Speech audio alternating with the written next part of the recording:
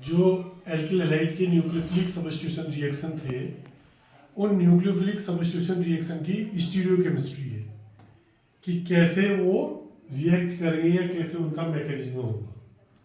ठीक है, तो इसमें कुछ टर्म हैं जो हमें पढ़ने पड़ेंगे या समझने पड़ेंगे। आपको समझना है, जो घर से पढ़ के आए होगा, पढ़ के आए हो घर से, केवल पढ़ने की बात कर रहा हूँ, तो आपको लग रहा होगा बहुत कठिन बातें हैं, क्या क्या लिख रखी है, ऐसा लग रहा था या लग रहा था सरल सरल है, कठिन लग रहा था। लेकिन अब मैं जब समझा दूंगा तो ये सरल हो जाएगा।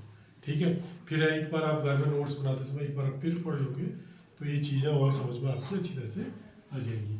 तो सबसे पहले इसमें एक समतल ध्रुवित प्रकाश और एक ध्रुवण घूर्णकता, एक टर्म आया हुआ, प्लेन ऑफ पोलराइज्ड लाइट और उसकी ध्रुवण घूर्णकता से मतलब है। तो अब क्या है, जैसे एक लाइट ये है, सामान्य सिंपल लाइट है, यदि सामान्य प्रकाश को हम एक निकोल प्रिज्म होता है उससे हम गुजारते हैं तो वह जो प्लेन ऑफ पोलराइज्ड लाइट में टूट जाता है, समतल ध्रुवित प्रकाश में वह बदल जाता है। अब कुछ यौगिकों का, कुछ रासायनिक यौगिक होते हैं, समतल ध्रुवित प्रकाश के प्रति उनका व्यवहार भिन्न होता है। वो समतल ध्रुवित प्रकाश में यदि अपने यौगिक को वो दक्षिणावर्त दाईं तरफ घुमाते हैं और या बाईं तरफ घुमा सकते हैं, उसके मॉलिक्यूल का रोटेशन। ठीक है, जो उसमें मॉलिक्यूल लगे होंगे, 3-4 जितने भी मॉलिक्यूल, ये घूमते रहते हैं ना, अपनी बॉन्डिंग बनाते रहते हैं। तो समतल ध्रुवित प्रकाश के प्रति उन यौगिकों का व्यवहार भिन्न होता है। यदि उस यौगिक को, वो समतल ध्रुवित प्रकाश को वो दाहिनी तरफ घुमाते हैं तो उसको हम दक्षिणाव्रत समावयवी कहते हैं या D+ करके कहते हैं उनको।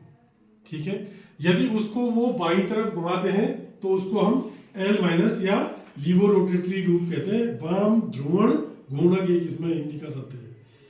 तो समतल ध्रुवित प्रकाश के तल को किस तरफ घुमा रहे हैं उसके प्रति उनका व्यवहार भिन्न हो रहा है।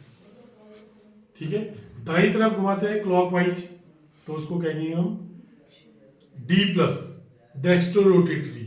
ठीक है, क्या कहेंगे हम, D+, डेक्स्ट्रो रोटेटरी या दाहिना समावयवी जो आपने लिखा होगा। और यदि बाईं तरफ घुमाएंगे तो उनको L- कहते हैं। ये उसकी ध्रुवण घूर्णकता से मतलब है कि वो किस तरफ उसका रोटेशन करा रहा है, किसका, प्लेन ऑफ पोलराइज्ड लाइट का। तो दो प्रकार से वो घूम सकता है, एक तो दाईं तरफ से, एक बाईं तरफ से। जैसे H से OH की तरफ घूमता है जनरली, अभी कोई एग्जांपल आएंगे तो ऐसे घूमेगा, और ये कभी ऐसे घूमता है। तो ये दो दाईं तरफ घूम रहा है, D+ कह देते हैं इनको, और जो बाईं तरफ घूम रहा है इनको L- कहते हैं। ठीक है, यहाँ तक की बात समझ में आ गई। तो ये मैंने बताया एक समतल ध्रुवित प्रकाश और ध्रुवण घूर्णकता। अब एक टर्म और आता है आणविक असममितता, कायरलता और प्रतिबिंब रूप। अब आणविक असममितता क्या है, एसिमेट्री क्या है। एक टर्म हमारे पास आता है जो हमको बार बार इसको पढ़ना है, एसिमेट्री कार्बन। एसिमेट्री कार्बन, एक कार्बन है, उसकी 4 वैलेंसी होती है। यदि ये कार्बन चारों अलग अलग यौगिकों से लगा है या तत्वों से लगा है तो ऐसे कार्बन को कहलाएंगे हम एसिमेट्रिक कार्बन। ऐसा कार्बन जिस कार्बन से लगे हुए चारों संयुक्ताएं अलग अलग यौगिकों से पूर्ण हो रही हो, वो ऐसा कार्बन क्या कहलाएगा, एसिमेट्रिक कार्बन। अभी जब हम एग्जाम्पल पढ़ेंगे तो तब समझ में आएगा। ठीक है, एसिमेट्री बहुत जरूरी है इनके रिएक्शंस करने के लिए। आगे बात समझ में, एसिमेट्रिक कार्बन समझ में आ गया। उसके बाद आपका आ रहा है फिर कायरल। अब कायरलता क्या है, वो कार्बन एसिमेट्री होगा या एसिमेट्रिक नहीं होगा वो अलग बात है। कायरलता क्या है, दर्पण प्रतिबिंब के प्रति भी इनका व्यवहार अलग अलग होता है कुछ यौगिकों का। जैसे एक टर्म आएगा आपका कायरल, एक आएगा अकायरल। ये बहुत कंफ्यूजन है, मैं कहूंगा ये कायरल कार्बन है कि अकायरल कार्बन है, फिर तुम्हें परेशानी हो जाएगी उसमें। तो इसको सरल शब्दों में हम बनाएंगे, कायरल जो होंगे वो अनअध्यारोपित होंगे, अपने दर्पण प्रतिबिंब को बंद नहीं कर पाएंगे, ऐसे ये अध्यारोपित कर दिया मैंने। एक आयरन जो होंगे वो अध्यारोपित कर देंगे, दर्पण प्रतिबिंब को ढक देंगे। जैसे एक बॉल को आप दर्पण में देखोगे या एक वृत्त को दर्पण में देखोगे तो वो क्या करेगा, ढक देगा। अब कायरल क्या होगा, अनअध्यारोपित होगा। दोनों हाथों को देखोगे ये ये आप अध्यारोपित नहीं कर पा रहे, कर रहे हैं, इसका अंगूठा इधर है, इसका इधर है, ये अनध्यारोपण। तो ये कंडीशन कहलाएगी कायरलता की। क्या कहलाएगी?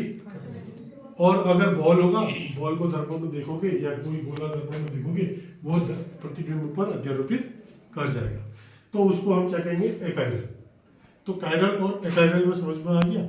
समझ गए हो? ये बहुत बार आगे काम आएगा, ये कायरल कार्बन है कि कैसा कार्बन है या एकाइरल है। तो ये इसके प्रतिबिंब, जैसे हम अपने को देखते हैं दर्पण में, वो प्रतिबिंब से मतलब है। ठीक है, मिरर इमेज कैसी होगी? अभी हम जब मिरर में देखेंगे तो कैसा दिखेगा योगी, ये हमें मिरर इमेज से मतलब है। तुम ही नहीं देख रहे हो दर्पण में, योगी भी अपने को दर्पण में देख रहे होते हैं, या यौगिकों को तुम दर्पण में देख रहे होते हैं। ठीक, अब क्या है, जैसे आपकी किताब में ही जो एग्जाम्पल दे रखा है, ये प्रोपेन टू ऑल है, यहाँ पर सी होगा, ये प्रोपेन टू ऑल है, ये प्रोपेन टू ऑल अध्यारोपित हो जा रहा है इस पर। देखिए, इसकी मिरर इमेज है, इसको इसके ऊपर रख सकते हैं ना मिरर इमेज को, ये इसके ऊपर पलट जा रहा है ना, रख जा रहे हैं। कैसे रखेंगे?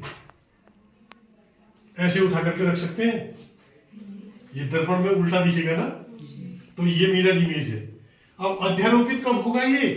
जब इसको 180 डिग्री इसको घुमाएंगे तो ये अध्यारोपित हो रहा है, इसको उठा करके अब रख सकते हैं इसको। अब तुम्हें कायरल कार्बन और एकाइरलिटी की समझ में आ गई एग्जाम्पल से, अभी जब उतारोगे तब और समझ में आ जाएगा। ये क्या है? इसकी मिरर इमेज है, दर्पण प्रतिबिंब तो है लेकिन अनध्यारोपित है। रखा जा सकता है कि इसके ऊपर? नहीं, दर्पण में तो ऐसे ही दिखेगा ना, रखा नहीं जा सकता है, कायरलता है। क्या है? कायरलता है। इसको 180 डिग्री घुमा देंगे तो 180 डिग्री घुमाने पर क्या है, वो क्या हो जा रहा है, कायरलता में बदल जा रहा है। उसको फिर हम रख सकते हैं, रख सकते हैं कि नहीं? एग्जाम्पल से समझ में आ रहा?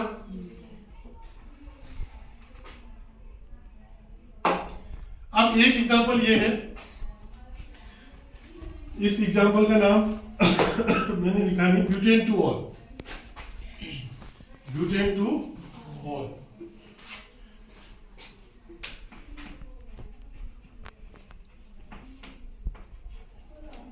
अब ब्यूटेन टू ऑल, इसकी मिरर इमेज ये कार्बन कैसा कार्बन है बताओ? This is asymmetric carbon.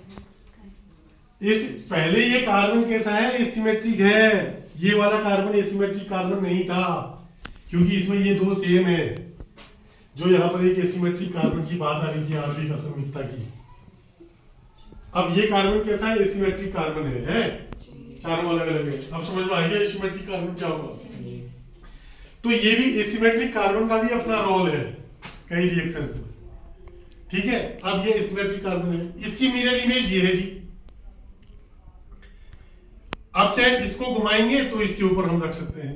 तो ये हमने एसिमेट्रिक कार्बन बताने के लिए भी वो एग्जांपल लिया है। समझ में आ गई बात? तो इतनी जो टर्म मैंने बताए, समतल ध्रुवित प्रकाश, उसकी ध्रुवण घूर्णकता कैसी होगी, अभी इसके एग्जाम्पल अभी आए नहीं, अब आएंगे कल। D plus L minus D L plus minus racemic mixture जो आएगा, ये इसके बाद आएगा। अभी अब आणविक असममितता समझ में आ गई, एसिमेट्रिक कार्बन समझ में आ गया जिसमें चारों अलग अलग है, प्रतिबिंब रूप समझ में आ गया, मिरर में कैसे दिखेगा। उसके बाद आपकी कायरलता और अकायरलता, ये दोनों बड़े कंफ्यूज करते हैं, आपको दिमाग पर रख लेना है। एकायरल शब्द दिमाग पर रखना है, कायरल में तो फिर भी आप बताइए एकायरल क्या होगा? जो बॉल हॉल होती है वो एकायरल होती है, या दोनों हाथ आप ऐसे कायरल में दोनों हाथ ऐसे रखोगे, वहां पर होता क्या है, आप दोनों हाथों को ऐसे समझने लग जाते हो तो लगता है ये तो अध्यारोपित हो रहे हैं, दोनों हाथों में ही कंफ्यूजन हो जाता है। लेकिन ये जैसे दर्पण में तुम देख रहे होते हो ना, दायां बायां दिखता है,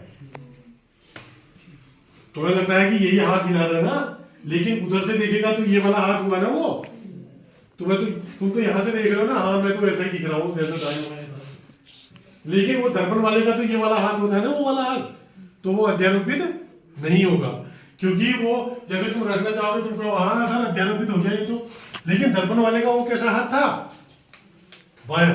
आता दर्पण देखते समय तुमने ऐसा देखा है कि दाएं कान को पकड़ लो कि बाएं को पकड़ लो?